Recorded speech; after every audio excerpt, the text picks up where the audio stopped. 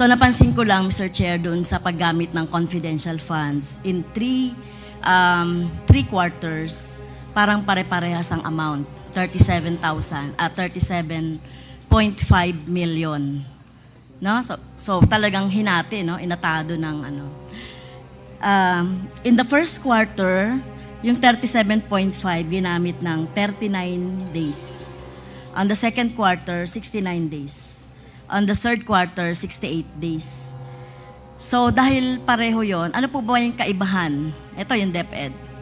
Ay, by the way, Mr. Chair, pinatawag na po ba natin itong Edward Fajarda? Nag-motion na po ba tayo para ipatawag? Meron po tayong inisyu kanina na subpoena at testificandum. Okay. Kasi siya yung naglabas ng pera at by the way, sino po yung nag-prepare ng accomplishment report sa DepEd, Mr. Chair? Attorney Powa? Mr. Chair, I would assume it would also be the SDO at that point. Hindi po... SDO Fajardo? Opo, kung sino po yung nakapirma. Hindi po ako familiar kasi dun sa accomplishment report, but I think it's prepared by the SDO as per the rules. Okay, so siya yung naglabas ng pera, siya din yung nag-report nito? I think yun po yung requirement, Your Honor. I don't have a copy, but I can look for a copy of the accomplishment report. Hindi, yun nga. Yung accomplishment report, eto na lang, kung walang copy ang DepEd. So, ang tanong ko lang po, eto ba, tatanungin ko ba kay Fajarda, bakit 39 days with the same amount? Yung other quarter, 37 million din, 37.5 in 69 and 68 days? Can you answer Mr. that? Chair, Please Mr. Chair, continue. Your Attorney Honor, Powa. hindi ko po, and Representative Franz knows this, no? I'm very straightforward with you all the time, pero hindi ko po talaga alam yung sagot dyan sa pag-operationalize ng confidential funds. So, unfortunately, hindi ko talaga kayo masasagot, ma'am. So, sinasabi ba, Mr. Chair, ni Attorney Powa na it is Edward Fajarda and the Vice President Sara Duterte yung bumuo nitong accomplishment report? I have no personal knowledge kung sino po mismo yung nagbuo, but I'm only saying that because of the signatures found in the accomplishment report, Your Honor. Okay, Kasi, napakahalaga, Mr. Chair, na mapatawag talaga si Vice President Sara Duterte together with Fajarda. Kasi katulad nung observation natin sa 125 million na OVP na misuse, parang may nakakitaan talaga natin dito, no, ng problema ng misuse. Like katulad niyan, 37.5 million. So ano ba yung kaibahan ng mga activities nitong mga to? Kasi kung titignan natin, Mr. Chair,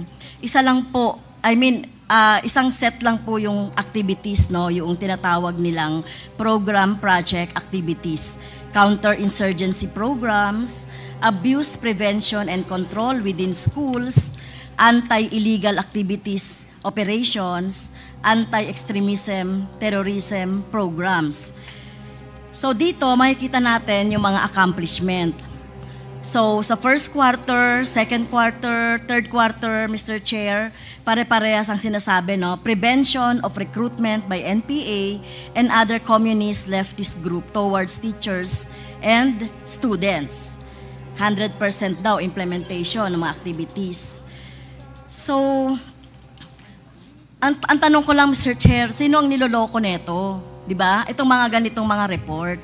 No, kung i-analyze natin itong mga ganitong report na parang i-accept na lang natin, ang COA, i-accept na lang natin through hook and sinker, itong isa na submit ni Sara Duterte at saka nitong si Fajarda, kung sila man talaga yung gumagawa nito, sino lolokohin natin dito sa sinasabi nila, no, na wala na daw, na-prevent na raw yung recruitment. Number 2, ito pong counter-insurgency programs na ito, Mr. Chair, itong abuse prevention and control within schools, anti-illegal activities, anti-extremism. Ito po ba yung talagang pinaka-problema ng mga eskwelahan natin? Para kay Yusek Powa, alam ko ikaw, nung DepEd Secretary ka, we talk, no? Undersecretary. Ay, Undersecretary. ano ko na kaagad ang kinremote. Di ba nagtutok tayo ng mga problema sa schools? Di ba? So, tingin mo ba itong apat na to, ito yung talagang problema natin sa eskwelahan na kailangang gamitan ng confidential funds para maituloy yung programa natin sa eskwelahan? Well, Mr. Chair, if I may respond. Yes, please continue. Well, sa totoo lang po, honestly, isa siya sa mga problema pero hindi lang po siya yung problema. Napakarami po talaga nating problema, especially nung time ko sa DepEd. And I've discussed it with Congresswoman Castro several times. So, I cannot naman po say it's not one of the problems because may mga reports nga na umabot sa atin na may ganyang problema. But I would say na it's one of the many problems in basic education. Yes, mas ano yung problema like yung grooming, ito yung binanggit ni Sara Duterte nung tinanong ko, saan mo gagamitin yung confidential fund, Mr. Chair? So tinanong ko sa noong 2022. So sabi for grooming daw, etc. Pero nakita naman natin problema ngayon, di ba? Mga bullying, no? At iba pa na related, pero mukhang hindi ito yung nakikita nating pinaka-problema, no, sa mga eskwelahan natin. Kung titignan natin ito, Mr. Chair, parang ginawa lang ito para ma-justify lang yung confidential funds na 150. Nakita naman natin, Mr. Chair, doon sa palitan kanina ng interpellation ng mga nauna. So itong mga ginagawa na ito na certification, Mr. Chair, hindi ito project ng DepEd, no? Ay hindi ito ginawa at hindi ito pinondohan ng DepEd. Hindi nga alam ni ni Attorney Powa etong mga activities na to, hindi niyo naintindihan. Pero nakita natin, Mr. Chair, sinubmit.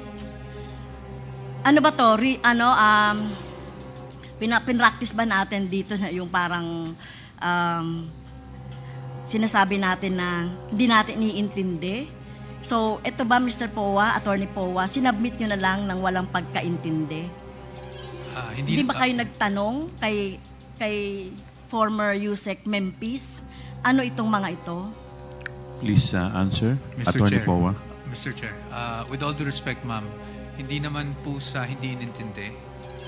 Humingi po ako ng reports na evidencing success para as required by COA. Nung nakita ko po yung report, ang pagkakaintindi ko po is hinold yung mga seminars due to coordination and information received from DepEd. So I took the certification Mr. Chair, patuloy na kita dyan, Attorney. Apo. Malinaw naman kanina doon sa interpellation na wala itong relasyon dito sa activity ng DepEd. Ni wala ngang MOA, Mr. Chair. Di ba? So hindi mo pwedeng gawin ito na justification para bang Mr. Chair, sa eskwelahan, hindi ka makapag-liquidate. Ngayon kulang ka ng ilang thousands. So ang gagawin mo ba? Maghahanap ka ng resibo sa kung saan na pwede mo ipamasak doon sa liquidation ng confidential funds. So parang ito kasi, yung certification na ito, Mr. Chair, this justifies yung sa hinahanap ng COA na kulang na 15 million. Pero syempre may question nga ako, no? Paano ba ina-analyze ng COA itong mga ginagastos na ito sa confidential funds? Parang tanggap na lang ito. So okay na po yung kay Attorney Powa, no? Narinig ko na yung justification kanina. So sabi natin na kanina, Mr. Chair, na sige, hindi naintindihan nyo naman po ito na isinabmit sa inyo at isinabmit nyo sa COA. Pero hindi pa kayo nag-scrutinize, hindi pa kayo nagtanong. Para saan ito? Bakit ganito yung sinabmit ni USEC Powa sa inyo? USEC Mempin sa inyo po, Attorney Powa. Mr. Chair. Yes, please answer. To be perfectly candid, Mr. Chair and Your Honor, ang dami ko pong trabaho nun sa DepEd. One of them was to comply with AOM. I'm not using that as an excuse. One of them was to comply with AOM. So kung ano pong documentation na available at that time na nasa OSEC or binigay sa amin, binigay sa OSEC, yun na lang po talaga yung sinubmit ko sa COA. Of course, I read the documents, Your Honor. If I respect the opinion of the good Congresswoman, I maintain fact na yun po yung impression ko, na because there was already coordination and information from DepEd that I wasn't even sure if it would suffice, but at least that was a documentation that was provided to us, and so I had to submit it in compliance with COA po, Your Honor. So sa tingin ko, Mr. Chair, hindi ito suffice to justify yung paggamit ng confidential funds. Narinig naman natin na walang relasyon ito dun sa confidential funds. So saan napunta? Ang tanong dito, saan ginamit? Saan napunta? At kanino napunta? Etong tinatanong natin na 15 million na confidential funds na hindi na hindi nakita po ng COA. Mr. Chair, sino pwedeng sumagot no? Mr. Chair, Please Hindi mo rin alam. answer, Attorney Mr. Chair. Powa. With all honesty, under oath, hindi ko po masasagot ko. Okay. Dahil wala po akong personal knowledge dyan. Ang kanina kasi may nag-withdraw ng pera no sa Land Bank. Tama ba, Mr. Chair? Doon sa mga interpellation kanina. At sino ba sa ating colleague na nagsabi na kung paano nabuhat itong 37 million? Ako, Mr. Chair. Mula, si SDS. So, itong 37.5 million na ito, ibig sabihin, cold cash ito na ang nag-disburse lang. It's either si Fajarda o si Vice President Duterte. Sila lang talaga yung nakakaalam, Mr. Chair.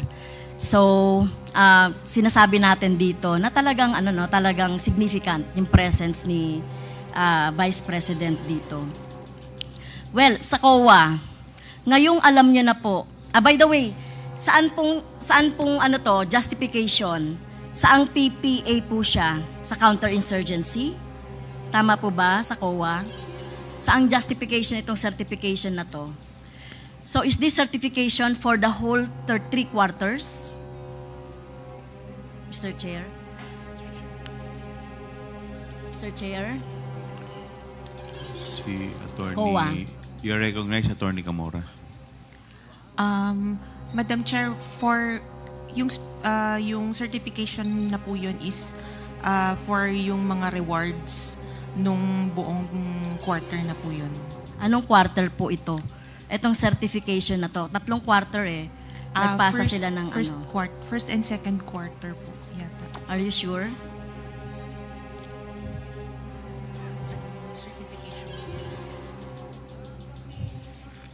Kung yung certification po, Mr. Chair, I think it's for the whole year.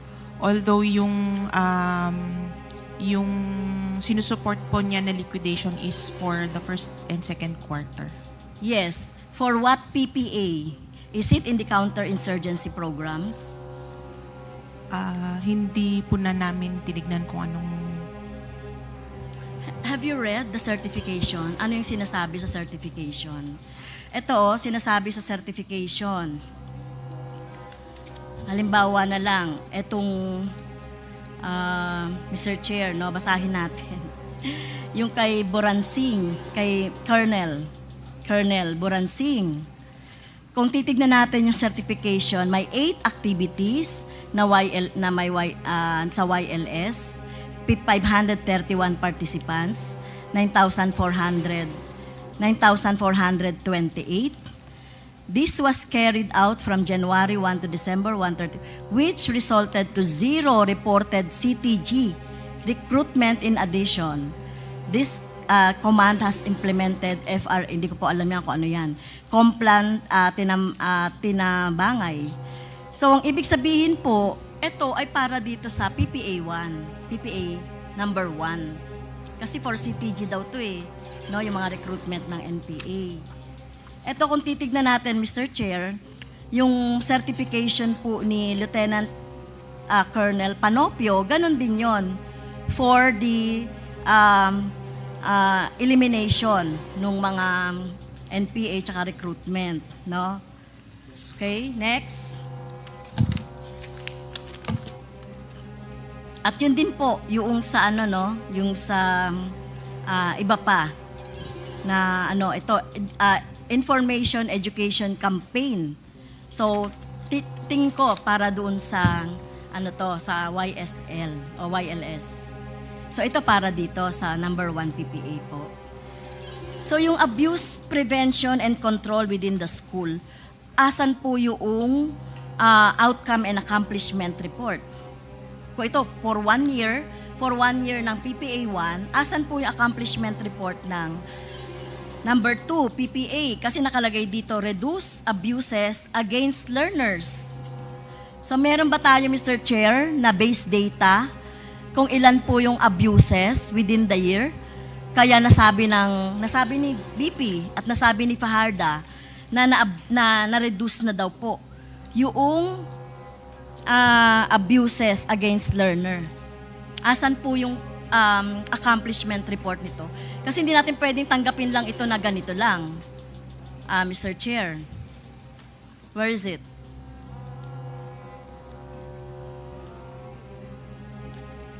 Mr. Chair, ito lang po yung na-receive namin. So, at that time po, na-deem sufficient na sa payment of rewards po. Ito, sufficient na? Sufficient na po ito dito sa 4 na PPA, Mr. Chair? I cannot accept that. Kasi nakalagay dito, reduce abuses against learners. Ano ba yung baseline? Paano na-reduce? Ilan yung number? Payment of reward, 2 million, 2.95 million. Purchase of supply, 2.69 million. Payment of incentives and traveling, etc. Makikita nyo dyan Mr. Chair. Purchase of information, 2.2 million. May 10 million dito, reduce abuse against learners. So, paano natin masusukat yun? Mr. Chair, ako po mathematics teacher ako. Gumagamit kami ng rubrics. At kami, yung mga teacher, sinusukat sa kung ano yung nagagawa nila. Pero kung ganito, alam niyo po, hindi to papasa as teacher. Kung ganito po, hindi po ito papasa or hindi ito magkakaroon ng, ng record ng VS or S. Baka NI pa to. Kasi wala itong, wala itong justification. So sinasabi ba ng COA, ito na for the whole year, Mr. Chair, yung para sa justification ng 150 million. Mr. Chair, dun lang po sa rewards, yung 15, yung sa payment of rewards lang po yun. Hindi po... Hindi, kaya nga gusto ko makita yung accomplishments. Gusto natin makita yung actual outcome. Ano yung actual outcome? Tinanggap ko na nga yung number 1 O di sige, ito meron ito. Kahit na hindi ito katanggap-tanggap, Mr. Chair, kung bubusisiin ko pa yan. So, asan po yung pagre-reduce? Next, eliminate illegal activities within schools. Okay, eliminate illegal activities. Ano ba yung mga illegal activities within the school? Ano yung baseline data? Ano yung mga na-eliminate? Ano-ano tong mga illegal na ginagawa sa loob ng eskwelahan? Meron po ba accomplishment? Conducted surveillance in 119 areas, 100% implementation of activities. So what's this? Walang meaning ito, Mr. Chair, sa atin. Kung titignan natin, kung talagang bubusisiin talaga natin itong confidential funds. So kung ganito yung sinubmit, tinanggap nyo lang yan, tapos sasabihin nyo, ang kulang lang ay yung pagkapaliwanag ng rewards. Kung ako yung auditor, Mr. Chair, hindi ko tatanggapin yon. Ano-ano yung mga sinasabing outcome nito. And next, anti-extremism, terrorism programs, gather information necessary implementation of general peace and order within the department. Ano po yung outcome nito? Ano po yung patunay nito, Mr. Chair? Yung certification din, Mr. Chair. Like yung iba po may kasamang terrorism, physical harm, criminalities, and drug abuse. It's the same po, yung certification din po. So meron kayo ng certification? This the same po na yung sinubmit po ng Well, Mr. Chair, hindi po katanggap-tanggap ito na pinayagan ng auditor natin. Etong sinabi ko na, no, hindi masusukat, no, sa kahit na ano. Tapos gagastos tayo ng 150 million na confidential funds minus 37 million. So, hindi po katanggap-tanggap to. Ngayon, Mr. Chair, na alam mo na, ngayon alam na ng COA na ito ay para sa justification ng 1 to 4 na PPA. Bagamat din natin tinatanggap, Mr. Chair. At sinasabi ng Philippine Army na hindi daw ito related sa DepEd activities nito. So, anong ibig sabihin niyan, Mr. Chair? Ito po ay support po ng success nung information gathering. Naiintindihan niyo po ba ako, Attorney Gloria? Hindi nga ito yung support Kasi sinasabi nila, different ito na activities na separate na ginagawa ng AFP. Opo, pero... so bakit gagamitin mo ito dito sa liquidation? At bakit tatanggapin ng COA na ito yung pang-justify doon sa million na confidential funds ni Sara Duterte as DepEd Secretary? Yun po, yung sa to prove yung success nung program. No, this is not the success. Success siguro ng Hindi po. Success nung information gathering related to the program po of DepEd and collaboration po yata. Well, kasi ito. Hindi ko yun matatanggap, Mr. Chair. Talagang mayroon talaga tayong gagawing batas para mapahigpit talaga natin and even yung pag-audit ng mga confidential funds, Mr. Chair. Hindi nyo pwedeng mag-submit, kahit na teacher ka, mag-submit ng ganyan yung bata. Siyempre, babasahin mo, scrutinize mo, i-gradean mo. Pero ito, Mr. Chair. So, yun lang, Mr. Chair, ang ano ko dyan, dahil nalaman na ng COA na hindi ito yung mag-justify noong confidential funds ng DepEd in 2023. Mr. Chair, dapat ibalik yung buong ibalik yung buong confidential funds dahil hindi yan makakapag-justify nito. Kahit nasabihin pa natin sa COA yan, hindi ko matatanggap, Mr. Chair, na ito yon, no, na pwedeng itong pang-justify dito sa sinasabing PPA. So, yun lang, Mr. Chair, no. Kung ito yung magko-cover nung lahat ng accomplishment nitong 150 million na confidential fund minus 37.5 million, ay hindi ko po matatanggap, Mr. Chair. So, yun lang, Mr. Chair, at meron tayong dapat na gawin kaugnay dyan. Okay, thank you. Before